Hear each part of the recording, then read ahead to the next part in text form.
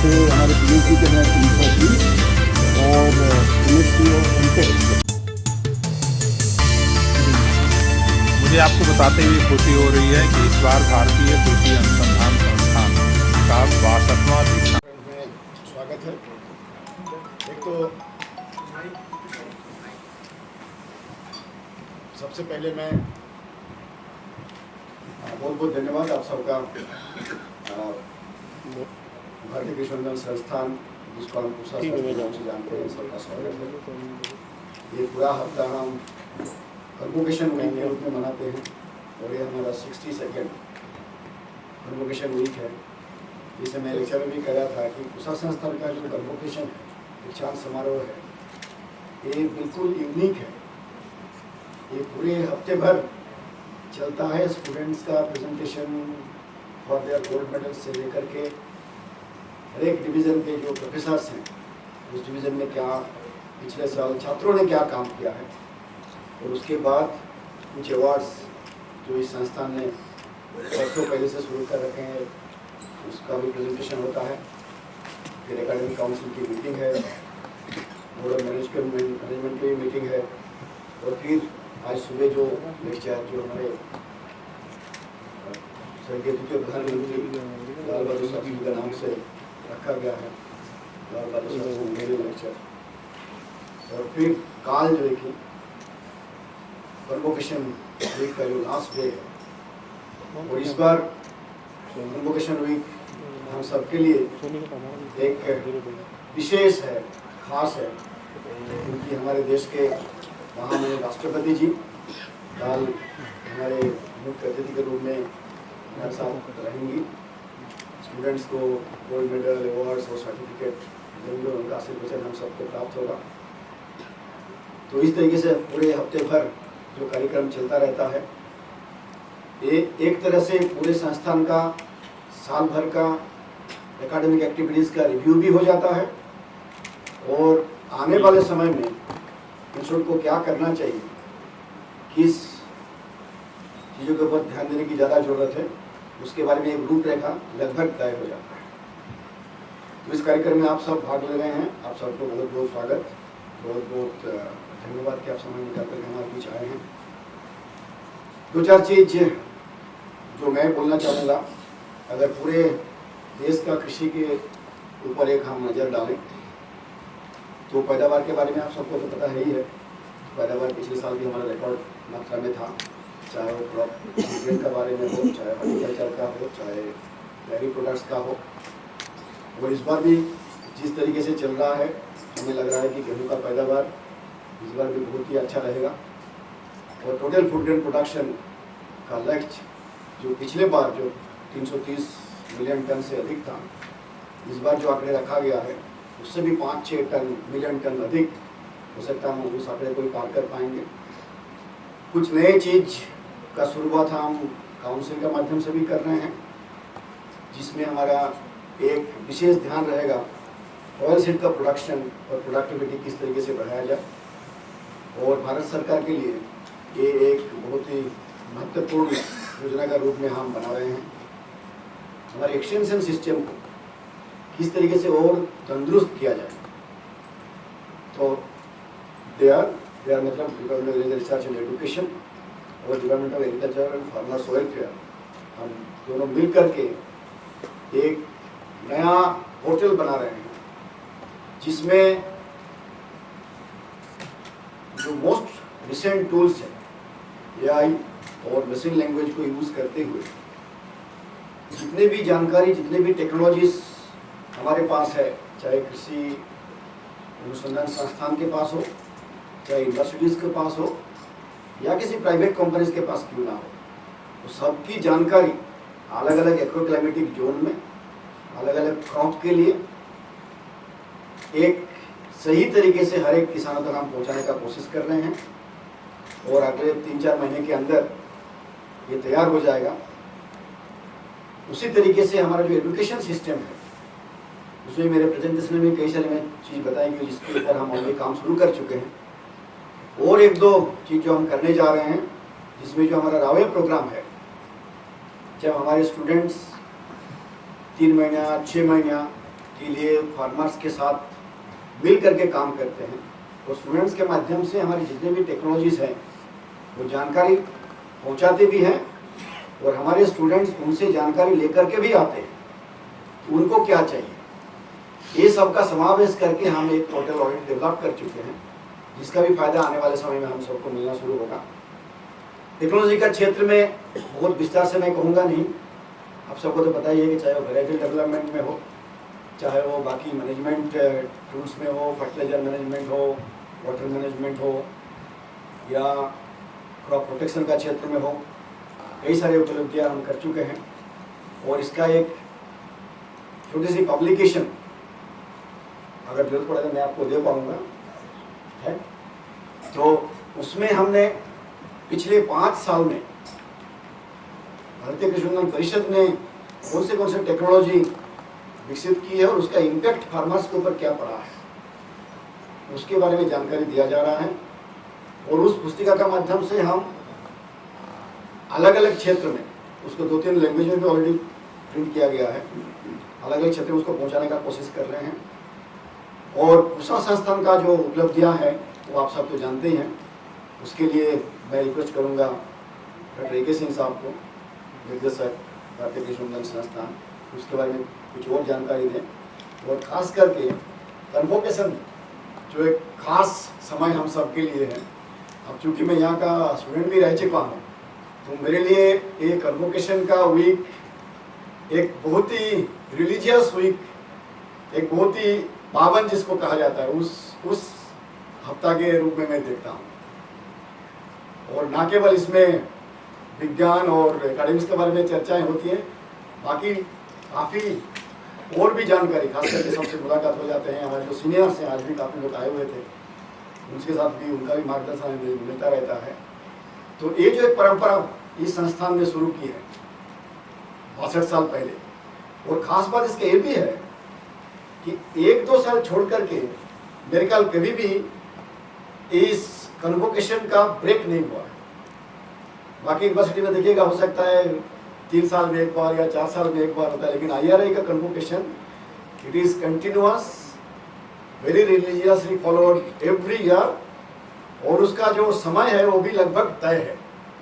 1 फरवरी का first week करके भी जाते हैं तो सेकेंड वीक तक पहुंच जाते हैं, otherwise it is almost on a very regular basis. तो उसके लिए डॉक्टर ए.के. सिंह साहब को आपको मैं बहुत बहुत बधाई देना चाहता हूँ, बहुत बहुत अभिनंदन देना चाहता हूँ। और हमारे साथ जो आज यहाँ बैठे हुए हैं सभी joint directors academic and dean madam, joint director research doctor Viswanathan, and of course हमारे joint director extension doctor Pateria, और साथ साथ बाकी हमारे जो हेड ऑफ द डिवीजन से बाकी स्टाफ है, ये सबको मैं बहुत बहुत बधाई देना चाहता हूँ।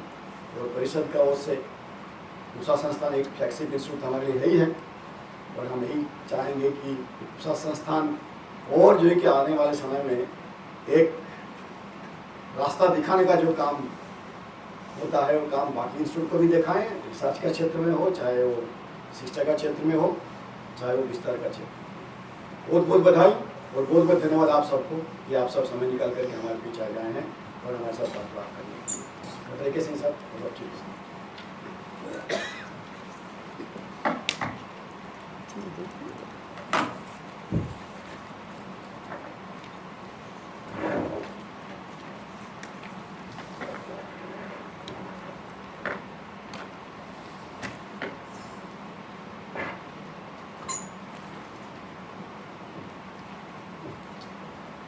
बहुत बहुत धन्यवाद सर।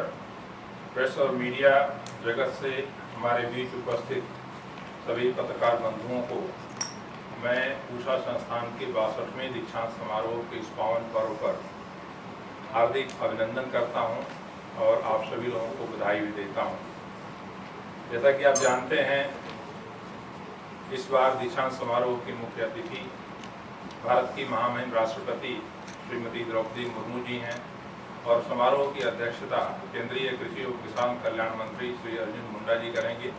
और उनके साथ विशिष्ट अतिथि के रूप में हमारे बीच केंद्रीय कृषि एवं किसान कल्याण राज्य मंत्री श्री कैलाश चौधरी जी और सुश्री शोभा करंदलाजे जी भी मौजूद होंगे। इस दीक्षांत समारोह में कुल 542 छात्रों को उनकी जो उपाधियां हैं दी जाएंगी, इसमें से 303 छात्र जो हैं एमएससी और एमटेक डिग्री प्राप्त करेंगे और करीब करीब आपके 200 से अधिक छात्र जो हैं 542 कुल छात्र हैं, 303 जो हैं पीएचडी की डिग्री प्राप्त करेंगे और 239 छात्र जो हैं वो एमएससी और एमटेक की डिग्री प्राप्त करेंगे। इसके साथ ही साथ जो हमारा चयन की प्रक्रिया है उसमें 12 छात्रों को, 6 छात्र एमएससी और एमटेक से और 6 छात्र जो है पीएचडी से, जिनको उत्कृष्ट प्रदर्शन के लिए गोल्ड मेडल दिया जाता है।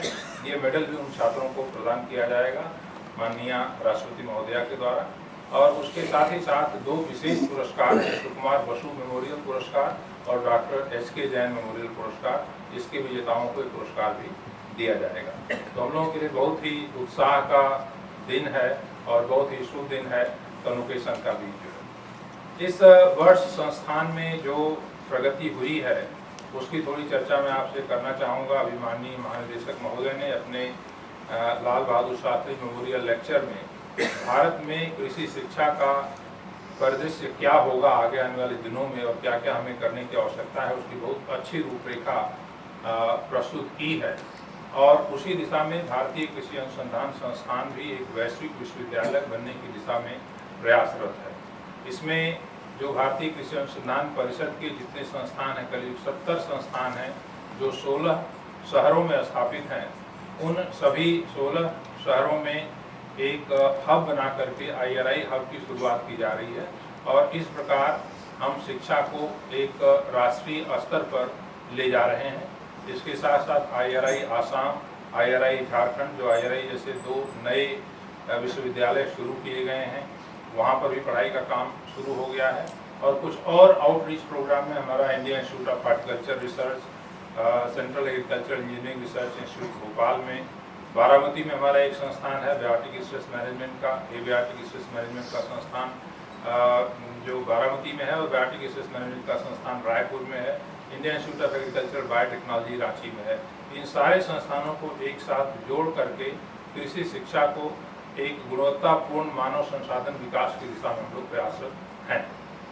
अगर हम कृषि से संबंधित तकनीकियों की बात करें तो इस वर्ष संस्थान के द्वारा कुल 30 नई किस्में विकसित की गई हैं विभिन्न फसलों की, जिसमें 5 किस्में जो हैं फल और सब्जियों की हैं।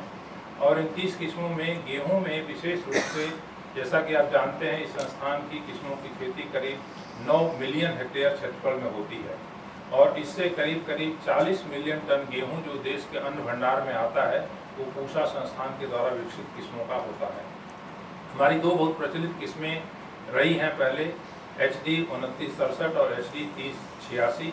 इन दोनों किस्मों में और बदल करके, सुधार करके, क्योंकि समय के साथ साथ ये रोगों के प्रति संवेदनशील हो गई थी, हमने एक नई किस्म इस बार निकाली है HD 3586 और ये किस्म जो है 2968 से करीब 18% इसकी ज़्यादा पैदावार है। उसी तरह से एक 3588 किस्म है जो पूर्वी उत्तर भारत के लिए उपयुक्त पाई गई है, जबकि जो 3386 है वो नॉर्थ वेस्टर्न प्लेन जोन, जो पंजाब, हरियाणा, वेस्टर्न यूपी का क्षेत्र है, वहाँ के लिए उपयुक्त है। एक और किस्म हम लोगों ने पिछले वर्ष निकाली थी 3385, जो विशेष रूप से जब मार्च के महीने में अचानक तापक्रम बढ़ता है जिसकी वजह से पैदावार में गिरावट काफ़ी गेहूँ की आ जाती है, तो उसका समाधान करने के लिए तापरोधी किस्म जो है 3585 विकसित की गई है और इन सारी किस्मों का बीज हम किसानों के पास लेकर के जाएंगे। उसी तरह से बासमती की अगर बात करें तो इस बार जो बासमती चावल का कुल निर्यात हुआ है और अप्रैल तक पूरा हो जाएगा, अनुमान है करीब 45,000 करोड़ रुपए का बासमती चावल निर्यात इस बार होगा। पिछले वर्ष यह 38,000 करोड़ का था और इस 45,000 करोड़ में पूसा संस्थान के द्वारा विकसित किस्मों का योगदान 40,000 करोड़ का है साल। ये प्रमुख किस्में हैं, उसमें पूसा बासमती 1121 है, 1509 है, 1718 है। पिछले वर्ष हम लोगों ने 3 नई किस्में 1847, 1885, 1886 निकाली थी, जो काफ़ी बड़े पैमाने पर किसान भाई लगा रहे हैं। बासमती की तरह ही क्रांति की दिशा में आगे बढ़ते हुए हम लोगों ने एक काला नमक चावल की किस्म है, छोटे दाने की खुशबूदार किस्म होती है, जो पूर्वी उत्तर प्रदेश के 11 जिलों में इसको भौगोलिक रेखांकन मिला है और वन डिस्ट्रिक्ट वन प्रोडक्ट के अंतर्गत इन 11 जिलों में काला नमक की खेती बड़े पैमाने पे उत्तर प्रदेश सरकार के द्वारा की जा रही है। लेकिन इसकी जो परंपरागत किस्म थी वो काफ़ी लंबी थी, अक्सर गिर जाती थी और उसकी पैदावार मुश्किल से 20-22 कुंटल प्रति हेक्टेयर की होती थी। इसका सुधार करके हम लोगों ने काला नमक की एक बौनी किस्म जो उससे भी बेहतर सुगंध वाली है, स्वाद वाली है और इसकी पैदावार करीब 50 कुंटल प्रति हेक्टेयर की है, 20 कुंटल की तुलना में पुरानी किस्म की पूसा नरेंद्र काला नमक 1 के नाम से विमोचित की गई है। और इस किस्म के आने से मुझे पूरा विश्वास है कि देश के पूर्वोत्तर भागों में, खासकर पूर्वी उत्तर प्रदेश के जो 11 जिले हैं जो काला नमक के लिए भौगोलिक रेखांकन मिला है, वहाँ पे एक वैसी ही क्रांति आएगी जैसी कि बासमती के क्षेत्र में क्रांति आई है। इसके अलावे धान में कुछ और शोध हम लोगों ने किया है जो बहुत महत्वपूर्ण है और उसमें एक है कम समय में पककर तैयार होने वाली धान की किस्में। आप जानते हैं हमारे संस्थान के द्वारा विकसित एक किस्म पूसा 44 है जो कि 155-160 दिन में पककर तैयार होती थी और इसके चलते धान की कटाई और गेहूं की बुआई के बीच में समय बिल्कुल कम रहता था और अक्सर किसान धान की पराली में आग लगाते थे, प्रदूषण की समस्या होती थी। तो पिछले 4 वर्षों से इस किस्म के ऊपर रोक लगा दी गई है, लेकिन उसका विकल्प के रूप में हम लोगों ने 2 किस्में पूसा 2090 और पूसा 1824 विकसित की है, जिनकी पैदावार करीब पूसा 44 के बराबर है, 80 क्विंटल पर हेक्टेयर की पैदावार है और 120 दिन के अंदर पककर तैयार हो जाती है। तो इन किस्मों को कटाई के बाद सितंबर 15 के आसपास कट जाएंगी। 1 महीने का समय गेहूं की बुआई से पहले मिलेगा तो पराली जलाने की समस्या इसमें नहीं आएगी। उसी तरह से बासमती की जो हमारी 2 किस्में हैं, 3 किस्में बल्कि 1847, 1509 और 1692, ये भी 120 दिन में पककर तैयार हो जाती है। 20 से लेकर 20 तक की अवधि है। तो इससे भी करीब 6-7 लाख हेक्टेयर में जहाँ पे पहले आग ज़्यादा लगाई जाती थी उसकी संख्या में कमी आएगी इन किस्मों की खेती बड़े पैमाने पे होने पे। संस्थान ने और कई सारे दूसरे फसलों की अगर हम बात करें तो बाजरे में एक जैव संवर्धित किस्म जिसमें कि जस्ता और लोहा तत्व की मात्रा ज़्यादा है, बायोफोर्टिफाइड किस्म है, उसका विकास किया गया है। और चने में एक किस्म जो कि सूखा रोधी है उसको निकाले हैं, क्योंकि चना आमतौर पे उन क्षेत्रों में, असिंचित क्षेत्रों में होता है और पानी की अगर सुविधा नहीं मिली या बरसात समय पे नहीं हुई तो ऐसी स्थिति में पैदावार बहुत कम हो जाती है। तो उसमें एक सूखा रोधी किस्म जिसका 102-17 नंबर है ये विकसित की गई है। और अरहर में एक संकर किस्म विकसित की गई है, पूसा अरहर 5। मूंग और मसूर में कई किस्में विकसित की गई हैं जो कि सूखा रोधी हैं और लवणता रोधी हैं, जो कि खारा पानी जहाँ पे है वहाँ पे भी इसकी खेती अच्छी तरह से हो जाती है। सरसों में जैसा कि आप जानते हैं हम बाहर से कनोला गुणवत्ता का तेल मंगाते हैं जिसमें एरोसिक अम्ल और ग्लूकोसिनोलेट एक तत्व होता है जो खली में पाया जाता है।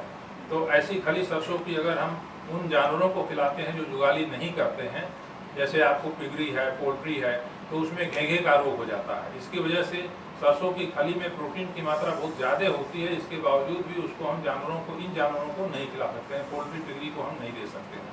तो इसमें सुधार करके जो इंडियन कनोला है जिसको हम इंडोला के नाम से जानते हैं, उस तरह की 2 किस्में विकसित की गई हैं जिसमें एरोसिक अम्ल की मात्रा 2% से कम है और ग्लूकोसिनोलेट की मात्रा भी 20 माइक्रोमोल से कम है। इसमें पूसा 00 मस्टर्ड 35 और पूसा 00 मस्टर्ड 36 ये 2 किस्में विकसित की गई हैं। पैदावार भी इनकी काफ़ी अच्छी है। जो पहली किस्म हमारी पूसा 00 मस्टर्ड 31 थी उसके तुलना में करीब 15% इनकी पैदावार ज़्यादा है। तो इन किस्मों के आने से निश्चित रूप से एक क्रांति सरसों के उत्पादन में, तिलहन जो कि हमारा एक सबसे मुख्य मुद्दा है, करीब 1,50,000 करोड़ रुपए के आसपास का गत वर्ष जो है खाद्यान्न तेल जो है इंपोर्ट किया गया था। तो ये सरकार की प्राथमिकता भी है। अभी बजट में भी इस बात के ऊपर विशेष जोर दिया गया है कि इस प्रकार से हम तिलहन और दलहन के क्षेत्र में आत्मनिर्भर हों। तो उस दिशा में प्रयास करते हुए इसमें चने की, मसूर की और मूंग की निकाली गई हैं और सरसों की जो किस्म है। इसी तरह से सोयाबीन में एक किस्म हमने निकाली है जिसमें सोयाबीन में एक तत्व होता है जिसको हम KTI बोलते हैं, क्यूनिस ट्रिप्सिन इनहिबिटर। तो ये इसके वजह से सोयाबीन में प्रोटीन 42% होता है, लेकिन इस इनहिबिटर के होने की वजह से उसकी पाचनशीलता प्रोटीन की कम हो जाती है। तो हम लोगों ने एक ऐसी किस्म विकसित की है जिसमें कि ये KTI बिल्कुल नहीं होता है, 0 मात्रा है उसकी। तो इससे हम सोयाबीन को भी आगे बढ़ावा देंगे। आम में जैसा कि आप जानते हैं जो पुरानी किस्में हैं, चाहे हम लंगड़ा की बात करें, चौसा की बात करें, दशहरी की बात करें, तो इनका मैनेजमेंट बहुत मुश्किल होता था। संस्थान ने पहली बार, और पूरे देश में पहली बार ऐसा हुआ है कि 2 ऐसे मूल वृत्त, आप जानते हैं जब हम आमतौर पे कलमी लगाते हैं, एक रूट स्टॉक होता है, उसके ऊपर जिस वैरायटी को बढ़ाना होता है उसकी हम ग्राफ्टिंग करते हैं। तो हमने 2 ऐसे रूट स्टॉक को नई किस्म के रूप में इस बार विकसित किया है और रिलीज किया है, जिनका प्रयोग करके आम के पौधे की ऊंचाई को रेगुलेट किया जा सकता है। वो कम रहेगी, उसकी अच्छी कैनोपी बनेगी, तो पौधों की संख्या भी हाई डेंसिटी आर्चर्ड में ज़्यादा बढ़ेगी, और इससे जो है हमको आर्चर्ड के मैनेजमेंट में काफ़ी सुविधा मिलेगी। तो 2 पूसा मूल वृंत 1 और पूसा मूल वृंत 2, ये 2 प्रजातियां जो हैं मूल वृंत की पहली बार जो है वो विमोचित की गई हैं। इसी तरह से ग्लैडियोलस, गुलाब, गेंदे, इन तमाम में कई सारी किस्में विकसित की गई हैं। किसान सहभागिता बीज उत्पादन, ये संस्थान का एक बहुत महत्वपूर्ण कार्यक्रम है, जिसमें कि आप जैसा जानते हैं संस्थान में ज़मीन बहुत ज़्यादा नहीं है, 500 एकड़ खेती योग्य ज़मीन है, जिसमें हम शोध कार्यों के लिए प्रयोग करते हैं। तो जो नई किस्में आती हैं उनका बीज पर्याप्त मात्रा में पैदा करना हमारे लिए हमेशा एक चुनौती होती है। तो दिल्ली से अपने संस्थान से करीब 125 किलोमीटर के दायरे में हमने कुछ किसानों को चुना है जो प्रगतिशील किसान हैं। उनके यहाँ हम ब्रीडर सीड दे करके उनके यहाँ बीज पैदा करवाते हैं, और वो बीज ले करके अपने संस्थान में वापस आते हैं, उसकी प्रॉपर मॉनिटरिंग करते हैं, फिर उसकी प्रोसेसिंग पैकेजिंग कराकर किसानों को देते हैं। तो कृषक सहभागिता बीज उत्पादन में जो किसान जुड़े हुए हैं उनकी आय जो है सामान्य किसानों की तुलना में 2.5 गुना 3 गुना ज़्यादा होती है। इसका एक और प्रभाव हुआ है कि जब हम बीज के लिए फसल का प्रयोग करते हैं तो उसको जो आस पड़ोस के किसान आते हैं उन किसानों के खेत पर देखते हैं तो उससे खुद प्रभावित होते हैं और अपनी खेती में सुधार करते हैं। इसके साथ ही साथ नई किस्मों का बीज जो इन किसानों के यहाँ उत्पादित होता है वो सुलभता से वहाँ पर किसानों को मिल जाता है, इससे हमारी किस्में बहुत तेज़ी से फैलती हैं। तो कृषक सहभागिता बीज उत्पादन कार्यक्रम हमारा जो है हमारे इंदौर क्षेत्र में, दिल्ली में, करनाल में, सभी जगह बहुत बड़े पैमाने पर किया जा रहा है। अब हम बात करें अगर पराली के प्रदूषण की, जैसा कि आप जानते हैं संस्थान के द्वारा सैटेलाइट के माध्यम से हमारा खुद का अपना स्टेशन है, और पराली जलाने की जो घटनाएं होती हैं उनकी मॉनिटरिंग संस्थान के द्वारा की जाती है, और ये आंकड़ा जो है वो कृषि मंत्रालय को हमेशा दिया जाता है। पिछले वर्ष जो आंकड़े अगर हम देखें तो उसमें पंजाब में पराली जलाने की घटनाओं में 25% की कमी आई है, हरियाणा में करीब करीब 35% की कमी आई है। लेकिन चिंताजनक बात थी कि यूपी में और राजस्थान में ये घटनाएं थोड़ी बढ़ी। तो एक तरह तो हम इसकी मॉनिटरिंग करते हैं, उसके साथ साथ सरकार के द्वारा जो उपाय किए जा रहे हैं कि पराली जलाने की घटनाओं को कैसे हम कम करें। जैसे एक मैंने बताया कि कम अवधि की फसलों का विकास करके, मशीनों का उपयोग करके इस क्षेत्र में काफ़ी काम हो रहा है। इसके साथ ही साथ जो कार्बन क्रेडिट, इसकी चर्चा आजकल बहुत ज़्यादा हो रही है।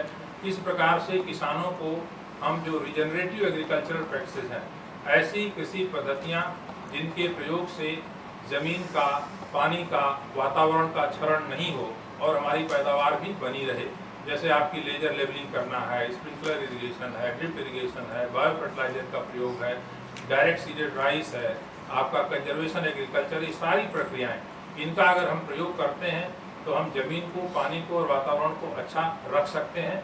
लेकिन इनका प्रयोग जब किसान करता है तो उसके लिए उसे कुछ अपना फायदा तो जो होगा ही, लेकिन उसके साथ साथ कार्बन क्रेडिट के रूप में किसानों को इंसेंटिवाइज किया जा सकता है। हम लोग कई संस्थाओं के साथ मिल करके इस दिशा में कार्य कर रहे हैं और इसके काफ़ी अच्छे परिणाम मिले हैं।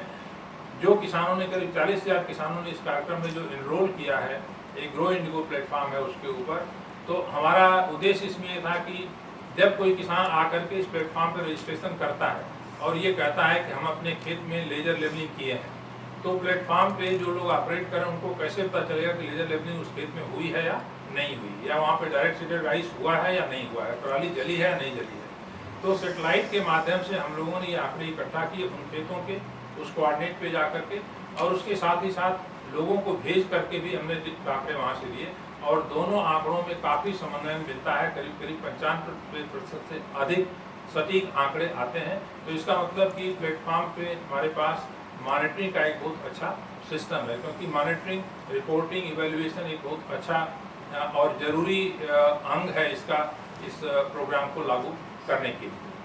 और इसके अलावे हम लोग जो है प्रसार कार्यक्रमों को आगे बढ़ाने के लिए जैसे संस्थान के द्वारा पूषा समाचार एक कार्यक्रम चलाया जाएगा, 6 भाषाओं में हम इसको प्रसारित करते हैं। हर शनिवार को 7 बजे जो है करीब करीब हमारे जो व्यूअर्स की संख्या है 2 मिलियन के आसपास है जो इस कार्यक्रम को देखते हैं। और इससे बहुत सारे सवाल भी किसान भाइयों के आते हैं। व्हाट्सएप नंबर है हमारा एक इसके साथ जुड़ा हुआ, उस व्हाट्सएप नंबर पे वो अपनी किसान अपनी समस्या जो बीमारी लगी है, कीड़े लगे हैं, उसका फ़ोटो खींच करके भेजते हैं और पूषा समाचार किसान कार्यक्रम में हम उसका जवाब किसान भाइयों को देते हैं। साथ के साथ ये भी कार्यक्रम बहुत पसंद किया जा रहा है। तो ये संक्षेप में कुछ हमारे जो मुख्य क्रियाकलाप थे गत वर्षों में, जो उपलब्धियाँ रही है संस्थान की, उसके बारे में मैंने आपसे चर्चा किया। आप लोगों का समय निकालकर हमारे बीच आने के लिए बहुत बहुत धन्यवाद। आप लोगों को कुछ प्रश्न है तो आप रख सकते हैं।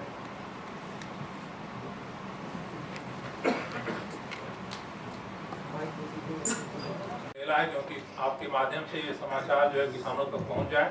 2-3 बार मैं पहले कह भी चुका हूं कि ये किसान मेला हमारा 28, 29 फरवरी और 1 मार्च को लगाया जाएगा। और इस बार जो पूषा कृषि विज्ञान मेले का विषय है वो उद्यमिता से समृद्ध किसान, एंटरप्रेन्योरशिप, और इससे किसान की प्रॉस्पेरिटी कैसे आएगी, इस विषय के ऊपर हम मेला लगा रहे हैं।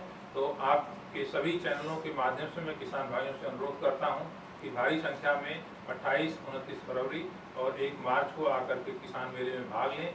और हमारी जितनी किस्में हैं, चाहे वो धान की किस्में हैं, मूंग की किस्में हैं, मक्का की हैं, इनका बीज भी पर्याप्त मात्रा में किसान भाइयों को मिलेगा। पिछली बार थोड़ी बीज की हमारी कमी थी क्योंकि किस्में नई आई थी तो आपको थोड़ी दिक्कत हुई थी, लेकिन इस बार इन सारी किस्मों का पर्याप्त मात्रा में बीज हमारे पास उपलब्ध है, वो आपको हम देंगे। और बहुत जल्दी ही 2-3 दिन के अंदर ही हम ऑनलाइन बुकिंग भी शुरू कर रहे हैं, जिसमें कि IRI के वेबसाइट पर जा करके आप पैसा जमा करके जिस किस्म का जितना बीज चाहिए आप बुकिंग करा के रख सकते हैं। और वो रसीद आप जब मेले में आएंगे, मेला भ्रमण करेंगे, आपको लाइन में लगने की ज़रूरत नहीं है, अपना रसीद दिखाएं, बीज उठाएं और चले जाएं। बाकी व्यवस्था हम करेंगे। कई बार किसान भाई 2 क्विंटल 3 क्विंटल बीज लेते हैं तो उनको मेला से और गेट तक जाने में दिक्कत होती थी, तो इस बार हमने ट्रांसपोर्ट की बहुत अच्छी व्यवस्था की है। सभी लोगों को उनके बीज के साथ गेट तक हम छोड़ने की व्यवस्था करेंगे। धन्यवाद। सीजन में सबसे ज़्यादा बीज बिकता है और उनका पर्याप्त मात्रा में बीज, हमारा कोई सीमा नहीं, उसकी हम दे सकते हैं पर्याप्त मात्रा में बीज। और पूषा से संबंधित बाकी के लिए बताना मेरे लिए थोड़ा सही नहीं रहेगा, तो ये प्रश्न आपको। Main change is to expand the education which this institute provides, taking it to some other areas of the country, which we call them hubs. So earlier, say around 10-15 years back, students used to come only to this place for their masters and PhD. Now we expanded it, including starting UG program. That was not last year, that was last year. And also we have identified now 16 hubs, which are actually our ICAR institutes, located in different cities. So there students will be admitted again by the same process. They are IRE students. Similar course curricula, similar evaluation process, everything similar will be done for them also. But they will be taught and their research will be conducted in those areas. Degrees will be given again by IRE. So those are actually extended branches of this particular institute. For some specific numbers, I think Dr. A.K. Singh has got some numbers at this time, how many students we have admitted in UG, PG, as well as PhD. But the good thing is, our whole objective is that in ICAR Institute, as you know, we have got a very competent and quite good number of research scientists. So what we wanted, that let students also get benefit of those research institutes, where we have got very good research facilities, laboratory as well as field, and we have got good number of scientists. So all these benefits are now extended to the students. Admission and all other processes is exactly same what it used to be for IRA. For some specific numbers, I request Dr. A.K. Singh. इस वर्ष जो है हमने छात्रों का admission करीब 1200 छात्र को हमने उनको प्रवेश दिया है। और इसमें करीब 398 स्नातक के हैं और 298 छात्र जो हैं MSc MTech मिला करके हैं और 408 छात्र जो हैं PhD। तो अगले साल भी तकरीबन नंबर हम यही रखेंगे, क्योंकि इसके साथ ही साथ हम सुविधाओं का विकास भी कर रहे हैं। हमारे माननीय महानिदेशक महोदय का विशेष रूप से इसके ऊपर जोर रहता है कि जो छात्र आएँ वो परेशान ना हो, तो उनके रहने की व्यवस्था करना बहुत ज़रूरी है। और अभी हाल में ही पिछले जुलाई के महीने में तत्कालीन माननीय कृषि मंत्री जी ने मधुमास नाम से एक लड़कों के लिए छात्रावास 500 बेड का पूषा संस्थान में उसका उद्घाटन किया था। और अभी माननीय कृषि मंत्री श्री अर्जुन मुंडा जी ने करीब 5-10 दिन पहले जो है एक छात्रावास लड़कियों के लिए 500 बेड का जो है फाल्गुनी के नाम से उसका उद्घाटन किया है। तो 1000 ये संख्या हमारी बढ़ी है।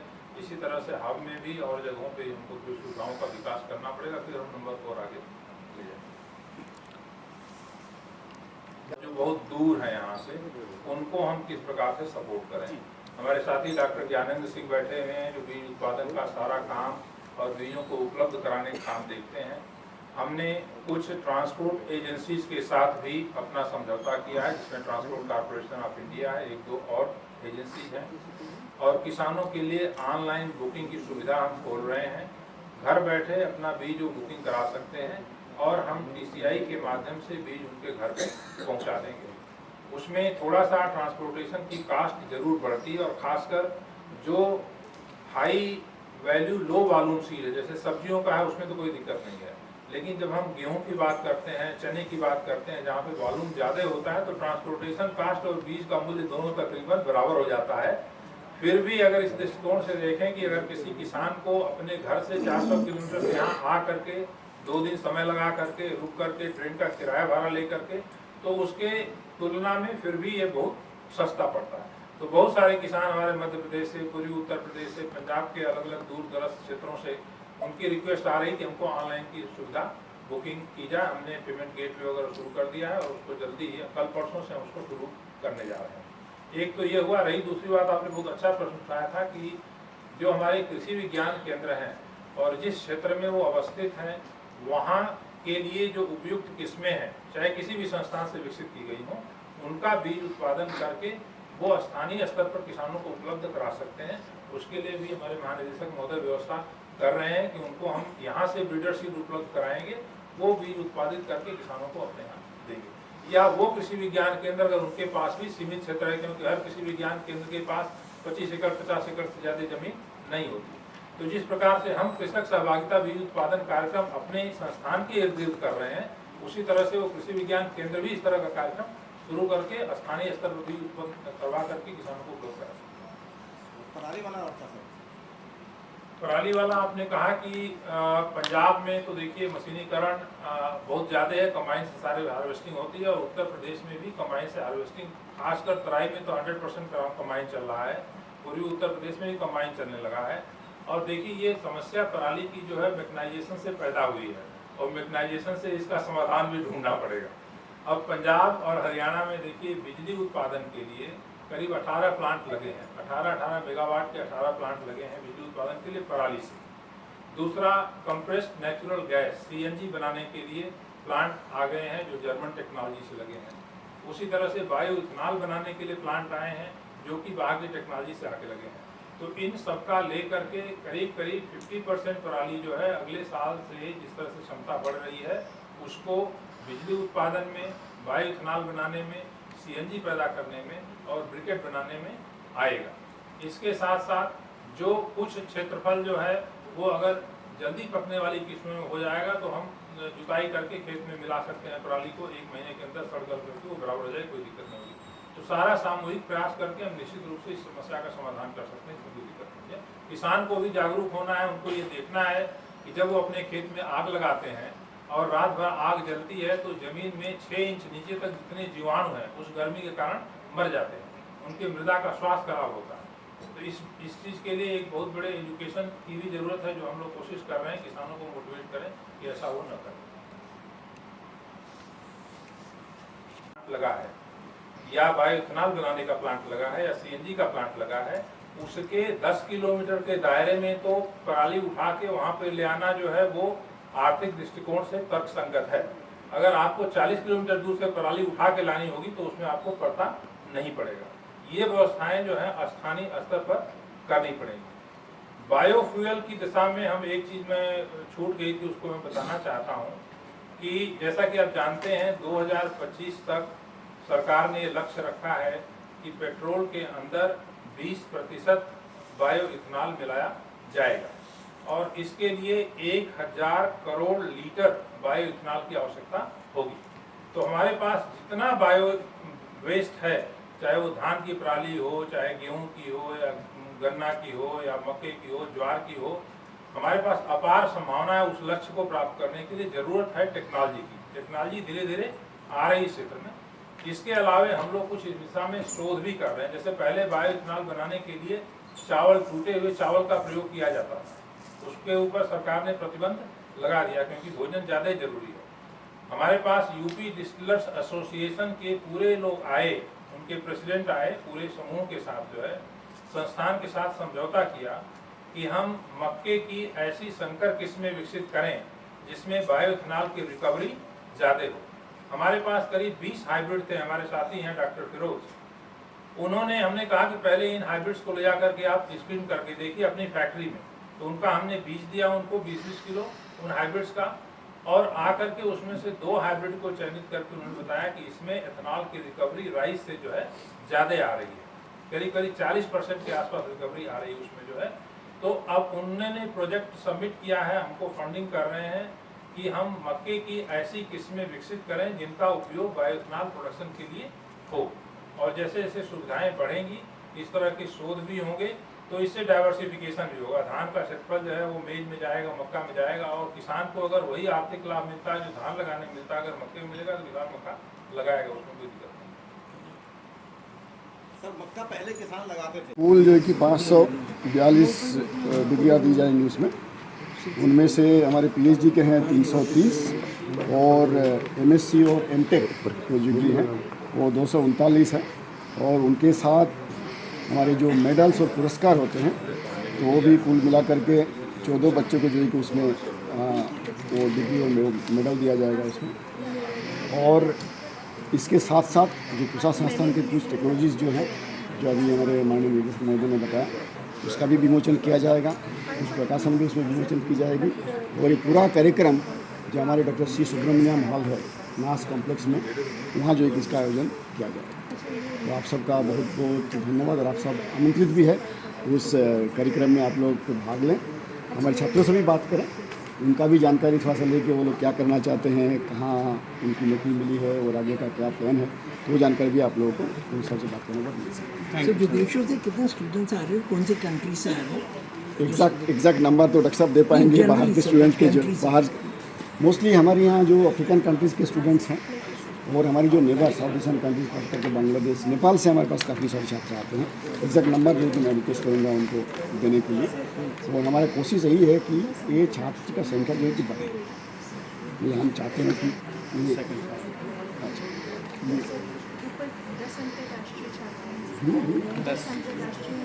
डिग्री वो नंबर दे दीजिए, वो नंबर आप वो है सर, तो उसके बारे में थोड़ा सा जानकारी देंगे सर। मुझे आपको बताते हुए खुशी हो रही है कि इस बार भारतीय कृषि अनुसंधान संस्थान का 62वां दीक्षांत समारोह 9 फरवरी को आयोजित किया जा रहा है। और इस बार दीक्षांत समारोह की मुख्य अतिथि हमारे देश की महामहिम राष्ट्रपति श्रीमती द्रौपदी मुर्मू जी हैं, जो कि कल 11 बजे दीक्षांत समारोह में भाग लेंगी और दीक्षांत भाषण देंगी। और जितने हमारे छात्र हैं, करीब इस दीक्षांत समारोह में 542 छात्रों को अलग अलग उपाधियां दी जाएंगी, जिसमें 303 पीएचडी के छात्र हैं और बाकी जो 239 छात्र हैं वो एमटेक और एमएससी के छात्र हैं। इसके साथ ही साथ इन छात्रों में उत्कृष्ट प्रदर्शन जिन छात्रों ने किया है उनमें से 6 एमएससी के और 6 पीएचडी के छात्रों को गोल्ड मेडल दिया जाएगा, वो भी माननीय राष्ट्रपति महोदया के द्वारा दिया जाएगा। और साथ ही साथ 2 विशेष पुरस्कार जो वैज्ञानिकों के अपने उत्कृष्ट शोध कार्यों के लिए दिए गए हैं, सुकुमार बसु मेमोरियल अवार्ड और doctor SK Jain memorial award ये भी दिया जाएगा। और यह कार्यक्रम जो है दीक्षांत समारोह का हमारे लिए बहुत ही पवित्र कार्यक्रम है। 1 हफ्ते का कार्यक्रम होता है और इसकी शुरुआत 4 तारीख को हुई थी और 9 तारीख को कार्यक्रम समाप्त होगा। धन्यवाद डॉक्टर साहब।